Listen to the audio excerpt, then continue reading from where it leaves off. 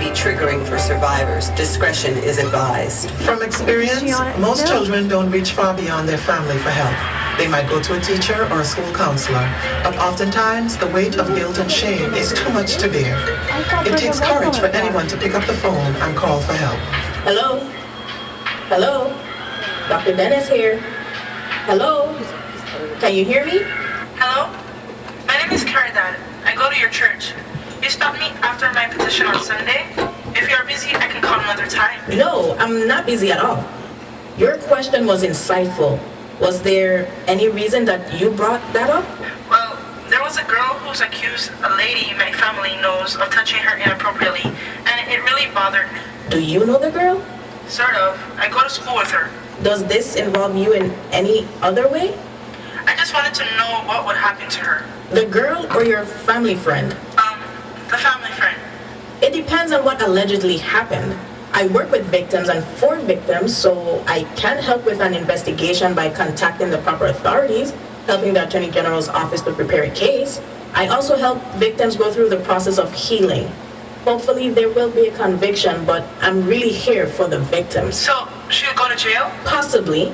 What can you tell me about the girl? Oh, her mother complained. That's what I wanted to know. I mean, it wasn't a big deal. The lady just touched her. Well, any unwanted touching is a big deal. Is there anything else you want to tell me? I think I should go now. Other mothers rally to Copen's defense. The girls are under stress, they said. They're imagining touches for wardrobe corrections. Tina's mother pulled her from the program, as all parents should have, but didn't. Copen continues to make dresses for Queen shows. I try, but sometimes I silence and deepen by community disbelief. This can't happen to us, they think, but it does, far more than we care to admit. Thank you for listening to Silence Speaks, Secrets Revealed. If you or someone you know has been sexually abused, please dial 911 in an emergency or call the Women's Coalition at 340-773-9272 to find out how you can end child sexual abuse. Welcome to the After Show, Let's Talk About It, a live call-in talk show to continue discussing the weekly episodes of Silence Speaks, Secrets Revealed, a radio drama about child sexual abuse, presented by the Women's Coalition of St. Croix. The stories are fiction based on fact. If you would like to send a question or comment and are not comfortable with your voice being on air, or would like to remain anonymous, please send us a private message on Facebook at the m.me/WCSTX. That's m.me/WCSTX. There you go. All right. I'm your host, Shalene Gums. February is Teen Dating Violence Awareness Month. The hashtags for this month are hashtag TDVAM and hashtag Love is Respect. And the color is orange. Let us pay attention to the relationships our teens are in. Though the law says the age of consent is 16, but only if the person is up to 5 years older. Anyone under 16 cannot consent. Also, let us not mix up sex with love, and let's not make sex the only basis for our relationship. Today we're going to have two guests that are going to come in. They're both running late right now, but we're going to have a discussion about reaching out for help and talking to someone. The same way Carrie Dad, even though she went through the process of telling the church, and then she felt that she could call the therapist, Dr. Dennis, to tell her about what's happening. Sometimes that's very, very hard to do. It's difficult to reach out for help because you're afraid of what the backlash is going to be. You're afraid of what people are going to say. One of the questions that she asks is what's going to happen, because a lot of times victims don't want the people that have been abusive to them to get into major trouble, especially if they are family members. So remember, it's a call-in show. That's 773-3636, 773-FM-FM, 773-3636. Call in if you have anything that you would like to share with us. We also, is very exciting but very sad at the same time, this is week 25, which means that we only have one more week of this show. So if you haven't called in, if you haven't sent us a message, if you haven't reached out, if something's going on, we're not going to be here much longer. We have this week and next week that we're going to be here. We're always going to be available though. So you can give us a call at 773-9272. That's the office number. Not to be mixed up with the number you called today, which is 773-3636 if you have something that you would like to say. Or remember to private message on Facebook, m.me/WCSTX. So, and we also want to say thank you so much for everybody that's been there. You would be amazed at how many people have reached out. You would be amazed at how many people have reached out, especially on Facebook. We have like over 5,000 people that have interacted with us during this series. And they've all looked, they've shared it. Other people are calling, people are starting to talk about, well, this happened to me. I don't know if I feel comfortable talking about it on air, but I do know that I am glad that somebody else is talking about it. Can you go check the door?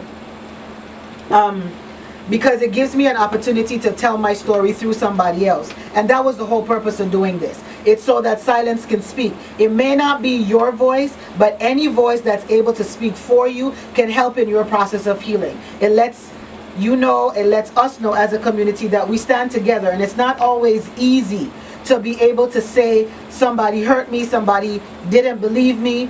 You know, my life took a downward spiral because nobody believed me. And now I'm trying to pull it back, and it's becoming very hard because I'm still angry at that person. I'm still angry at those people. I have trust issues because I don't believe that anybody would ever believe me. All of those things continue to happen. But we're glad that you're reaching out and that you're talking about it and that you're making a difference in the community. We really, really appreciate it. We appreciate the fact that you're doing this. We appreciate the fact that you have continued to help, because other people have talked about people telling them to call in or telling them to call us because you've told your friends and your friends have then told you to call and get some help. So one of our guests is here, and he just came in, and this is Tarik McMillan. He's one of the therapists on island, young male therapist. So guys, if you don't feel comfortable talking to a woman, I'm gonna get his number for you in a minute, and you can call him. He has a private practice, and we're gonna let him talk about himself, and then Amaziah is gonna call in afterwards. So, hi Tarik, thank you for coming. I know you're Russian. So, how are you? Tell us a little bit about yourself. Hi, good afternoon. Well, again, my name is Tarik McMillan. I have a master's degree in clinical mental health from Duquesne University. Born and raised here. I just moved back about 2 years ago. Really interesting journey being here. I do have my own practices in Frederickstead. It's a really beautiful place. It's my first time really enjoying Frederickstead. I grew up here, but like really in East. So being in Frederickstead, and just being around the people is just awesome. West is best. We're not going to get into the West is best, East is best thing, you know, but you know, it is beautiful. They got sunsets, so you know, that definitely works. But thank you so much. So I'm gonna, while I'm waiting for our other guest to call, I'm just gonna, we're talking about about reaching out. As a therapist, what are some ways that you would suggest that people reach out? And what availability is there? Because a lot of people don't think that they can talk to somebody because you know there's still a stigma on therapy. Definitely. So honestly, I tell people reach out when you're ready, because it doesn't do any good if you reach out and you're not there. If you can't speak, if you're not ready to speak, then therapy isn't going to work just yet. I can only do so much. A therapist can only do so much, but if you're not ready, not so much I can do. Right. See, and that's the key. Hello? Hi, good afternoon. Hi, and this is our other guest. So thank you for calling in, and this is Amaziah George, and he is going to do some introduction. He's on the phone, but we appreciate so much you being able to take the time to do this. I know this has been a rough week for you, so I really, really, really do appreciate you being here. So if you tell us a little bit about yourself, and then we'll bounce between you and Tarik to get some questions in. Okay, well, first of all, thanks for having me. My name is Amaziah George. Not sure what I should, but I probably experience I probably student. It covers tech, culture, and politics here in the islands, and it also slightly touches on other news coming out of other U.S. territories like Guam, Northern Mariana Islands, and also Puerto Rico. Figuring that we're all kind of connected in some way, and so most of of the coverage that I do put on the newspaper involves voting rights, representation of the territories in Congress, and of course the United States, and our relationship with the United States, whether that's repairing it or building one as before. So it hasn't necessarily been a rough. It's been a little bit, I would say, difficult trying to stay focused on work. Also, kind of segueing into something that I haven't possible ever. So there's a little bit of uncomfortability with it, and I think it's stuff that needs to be talked about anyway. So I definitely don't mind talking on the show tonight. I'm a little bit nervous, but to know that I carry on the phone. We've been kind of haven't necessarily worked on anything before, but been in each other's circles, kind of collaborating on different things, maybe just bringing ideas back and forth. But we obviously work on the same stuff, or similar stuff at least. So, go ahead. Okay. So if you can turn your radio down a little bit, we're getting feedback on this end. So in order for us to hear you clearer, if you could just turn your radio down a little bit, or move away from it, one of the two. Or if you're on speakerphone. Or if you're on speakerphone. All right. So we were talking about reaching out, and before you called in, we were talking to Tarik, and he was talking about not reaching out for help unless you're ready, which is a good point, because some people take 20 years before they're ready. And that's the best time to get therapy, because that's the time that you're ready to deal with it. And so we know that it took you a while before you came out, like you said, to talk about something that's been very, very difficult for you. So how has your experience been in reaching out, and has it been the hardest thing for you to do since you've done it? Is there still feedback on my end, or is it good now? No, you're good. You're good now. Okay. I think everybody has different experiences when it comes to reaching out. Of course, at first it was a little bit difficult, but I think I had a good support system while I was in the military. Being in the Marine Corps, even though it seems like one of the, or at least looks on the outside as well, like it's one of the toughest branches, the mental health, or at least the help that I got while I was there, was helpful. It wasn't kind of trying to shove me in a box or anything. It helped me to work through what I was going through. So that part probably was easy. I can't say if it would be the same for anybody else. It's not in the armed forces that's kind of looking for help. And of course, veteran care down here is a little bit different, a little bit fragmented. So I still have a therapist down here, but I can't really even get into how it's a little bit difficult, because I think we just need therapists in general, at least more. True. Very, very true. Very, very true. And we need victim advocates, which reminds me, we're going to have an advocate training class coming up probably at the end of the year, because we do need some people to help us when this happens to somebody and they need to call at 2 o'clock in the morning, because that's the time that they're ready, like Tarik was saying, to talk to somebody about it. And so what's been happening is, because we have very few victim advocates on island, most of the ones that are on the 24-hour line come through our office. We haven't had any advocates on call since the storm. So those of us in the office have been on call since September 2017. So we a little bit tired. So we need some help. We do need some help. And we're sure that there are other agencies, but we can definitely say that when you call us, that we are there. And if you need to reach out, sometimes 2 o'clock in the morning when you can't sleep and everything is in your head, that's the easiest time to talk about it. So do know that we're there for you to call. So Tarik, what can the community do to help those who have spoken out? And then I'll ask you a question again after Amaziah. So far, I think the biggest thing is really just listen. Oftentimes, people are just ignored. It's almost like the trauma didn't happen, and then we try to reach out, it's like, well, I don't want to hear, or I don't believe, or sometimes the victim blaming begins where you're like, but what did you do to deserve this? How did you put yourself in this position? That's so unfair. Right. So those things are often a barrier to somebody reaching out. Yes. And victim blaming is a topic unto itself, and we have got to do that. We only have one more week of this, but we're going to talk about victim blaming before we're done. So Amaziah, have you gotten any that? after you're reaching out, have you had a lot of support? Because I do know a lot of people that have come through our office that the victim blaming is real. It's like, well, what did you have on? Well, where were you? You know, who were you with? And did you say no? Did you mean it when you said no? I mean, we've had, you know, some statements that have been made that are painful to listen to. How has it been for you? Well, it's been good. And I think maybe the first 2 or 3 days, I felt kind of bad because I did get a good response, you know.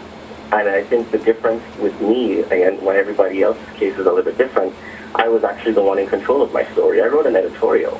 You know, nobody reported this about me. It didn't come out the night after I reported it to the police, you know, in a news story. So I think people read it and, you know, they realized that this is somebody that has obviously come to terms with what's happened, you know, and they're at least trying to, at least what it looked like or what it felt like for me was I was trying to help. So the response has been good, but I'm wondering about people that, you know, maybe somebody even a couple of weeks ago probably that reported something and they didn't get the same kind of support that I got. So I think it maybe has opened the door for people to kind of talk about it more, especially from a male standpoint, that it does happen. It might not even happen necessarily with another guy, but there are instances where it will happen with another woman. Right. And we've spoken about that. A lot of people are mad at me about that. But we have spoken about the fact that females can be perpetrators of sexual assault as well. And even in one of our stories, we have a female perpetrator. So, yeah, I know that that is hard. And I'm glad that it's been a good response for you. And like you said, it has been difficult because I found that a lot of the victim blaming that we've had have been with younger girls. It's been amazing how, you know, they're blaming the 10-year-olds and the 15-year-olds and the 13-year-olds and the 8-year-old and the 7-year-old. They're blaming them for what did they do, you know. But it seems that the victim blaming thing has really become a, I don't even know how do you, I don't even know how to word it. I mean, what do you think, Tarik? I think it's become a part of the culture, really. Even the jokes that people make, the joke that's often told about men going to jail and don't drop the soap in some comedic way. That's people's reality. Right. You know, so I think it's definitely a part of the culture where you have people making jokes, and it creates this environment where things aren't taken as seriously as they should be. Yeah. And so we do need to take this seriously because the long-term effects of sexual assault on anybody, any victim of sexual assault, and I will say this again, nobody volunteers to be a victim. It is not something that you go around and you volunteer to do. And it's not okay for us to only be okay with you being at fault as a victim when it's sex. We don't blame anybody when somebody breaks into their house. Why is it that we don't blame people when people blame into their house, but if somebody gets raped, all of a sudden it's the victim's fault? That is very, very hard. It's very, very hard because their entire body is destroyed. Their mind is destroyed. Their heart is destroyed. There's so many other things that are destroyed during this. All right, so as usual, we're going to run out of time. So let me ask this $1 million question for both of you, and then I'll let you give your closings, and then we'll wrap up. If you had one wish, I'm going to ask you first, Amaziah. If you had one wish for the community, when it came to a solution to this problem, what would it be? If I had one wish, that's a great question. I think maybe the last part of my editorial where I talked about safe spaces. Safe spaces would be awesome, and I don't think it's just hopefully that people are only thinking about it for LGBTQ, you know, students or children, but it could be for any child that needs to report anything that's happening at home, whether it's abuse, you know, domestic violence, somebody may be hitting on their mom, you know, or their dad, or whatever the case is. So it would create an environment where kids wouldn't have to feel like they have to hide or they have to, you know, hold anything back if there's something happening that they're not happy with. So safe spaces, and that could be in schools, it could be a hotline, I'm sure you guys have as well. But I think if we need more, or if we need a better way or bigger way to get these students to kind of interact, they're not, I think now we're noticing that children today are not really so much into talking in person. And so a lot of the times I get more responses from my niece or my nephew from, texting them, and they use emojis and stuff. And so figuring out how they're going to feel most comfortable communicating with people about something that's happening. They might not say it with their mouth, but they might do it in a different medium. That is true. So safe spaces. I'm making a list of all the things that people have said. So safe spaces, definitely. All right, so we'll keep that in mind. Tarik? One wish would be trauma-informed community programs, just to educate the community on what trauma is. And understanding that trauma really does change the way that you see life, it changes the way that you give meaning to life. It often takes away the meaning that you had for life. So if you could definitely educate people about what trauma does to people, and so they can see like, hey, this is a real thing. It's not a joke. It's not something to be taken lightly. I think that would be like a real game changer in this community. All right. So there you go. We have safe spaces and trauma-informed community. That's a good combination. That's a very tight combination, actually. All right. So we have 9 minutes. So I'm gonna let who wants to go first on the last things that they want to say. Okay, Amaziah. Tarik says you go first. So you go first. Well, would this just be about anything like what we're talking about, or any, Well, around the topic and anything else that you think would be helpful, because we really need our community to heal, honestly. Well, and there are many avenues. I had a question, I guess. Okay. Because it's been about a week. I've been focusing a little bit on work, so I've been in a little box a little bit, just kind of peeking out and seeing what people are saying. But of course, social media, I can only see my friends' comments and comments of a couple other people. So I'm more curious as to like how is it being perceived in the community? Like, are people chattering about it, not necessarily in a positive or negative light, but like, are they talking about it, off of Facebook? Yeah, well, they are, and they've been talking about it, and I was talking with the rest of the SSSR team, and we've been talking about, because we have one more week, so we've struggling with the fact that 6 months have gone past, and when we look at the amount of interactions, the amount of conversations that I've had, the awareness that's been around, the amount of people that have come forward and said that this has happened to it, we know that it's now a topic, right? What we are not sure of is how we get the topic to become the change agent so that it finishes, because we know that the awareness is now there, but how do we pull it all together so that even the representatives that come that are perpetrators, how do we get them to change? Because we just need them to not do it. Really, we just need them to not do it. If you don't have a perpetrator, you don't have a victim. So how do we get them to not do it? But the conversation is happening. The conversation's been happening, and that just gave them more of this is real, because you told a personal story. So when we're talking about in the radio drama about all these different characters, they kind of know that it's a story, even though it's fiction based on fact, but your story is a real story, it's just fact. And so that has caused the conversation to continue and to get more in depth, that it does happen and where it happens as well. Okay, well, cool. Definitely talking about it has been, at least for me, it's been outside of what I've been doing for the past 2 years. It's been in the territory, and I think this is why I've avoided writing articles on my own website about murder, and I've also avoided writing articles about, violent crimes or even rape. So it's something that I think I'm also working through, and I can't promise to anybody that I'll ever be writing any of that on my paper. But I think at some point, if there's somebody around, if I have a writer that's willing to take that on, I think it would be something that would be great to add a different voice to that in news. I think so too, especially from that perspective. Thank you so much. Tarik? Yeah, so initially, Amaziah sent me the story the day before he sent it to Consortium. And I just thought, like, wow, like, it wasn't like it was new, but first of all, I've known Amaziah for about 1.5 years, maybe 2 years now. And we've never had this conversation. So it just really goes to show that you can know someone for a long period of time. I never have any idea that anything like this has happened. So the last thing I really want to do is say, like, Amaziah, I'm really proud of you. Like, that took a really, really, like, a lot of courage. So, like, dude, like, you made other people comfortable to talk, to have the conversation. So, like, great job, dude. You did do an awesome job.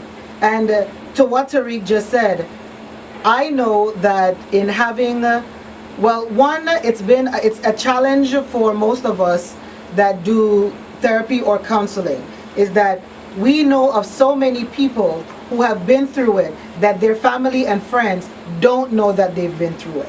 And it's hard because they have to be ready to talk about it. And even though we know, the only thing I really wish that we could change, especially in adults, is talking about who their perpetrators are. I just wish we could just put them all out there, but we can't do that because then that exposes the person that comes to you in confidentiality as well. Right. But when it comes to little people, there's no holds barred. It's on, because I'm a mandatory reporter. So if that person's a little person, everybody's gonna know. It's going to the human services and it's going to the police. But when it comes to adults, we have to get their consent to be able to say that this person is a rapist. This person sexually assaults other people. And that becomes very hard because sometimes you see them and you have to be nice where you really want to, and then it comes down to knowing that we need a healthy community all across the board, and they need to get some help as well. It's not just us.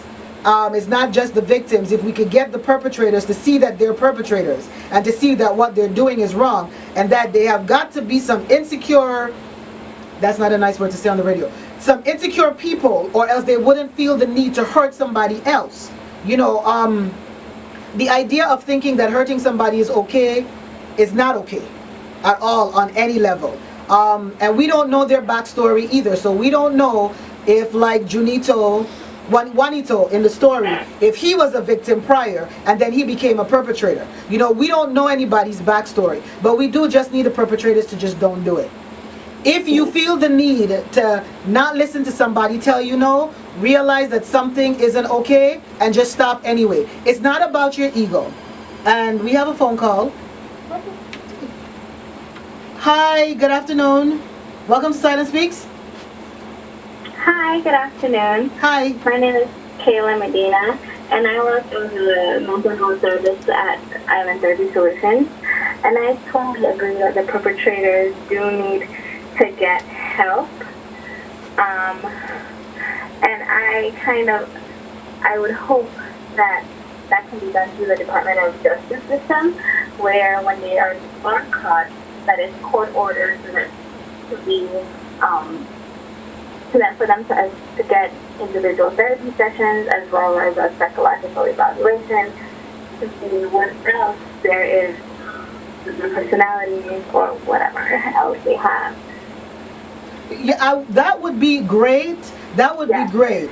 It would be great if we could get the perpetrators some help too, so that we could stop it. Unfortunately, our justice system's really broken. Not even the victims get help from Department of Justice sometimes. I know. And so it's something that maybe as a community we're going to have to start to create a space, because I don't think that there is a space.